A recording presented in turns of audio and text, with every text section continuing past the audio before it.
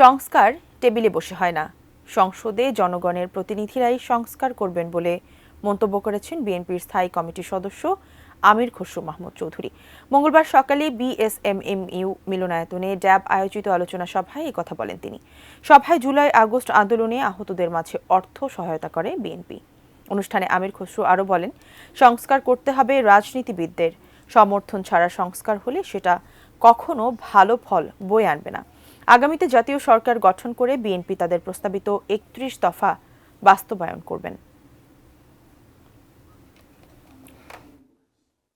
মুক্তিযুদ্ধে অংশগ্রহণ করেছেন। রিফর্ম হচ্ছে গণতান্ত্রিক প্রক্রিয়ার মাধ্যমে কারেকশন হতে থাকবে। It's a correction process, it's a filtration process. Reform কেউ একা বসে একটা টেবিলে রিফর্ম করে না।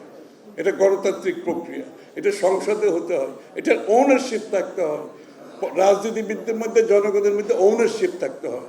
সুতরাং বাংলাদেশের রিফর্ম হবে আগামী দিনে সংসদে জনগণের ম্যান্ডেট নিয়ে, আগামী দিনে রিফর্ম হবে সংসদে।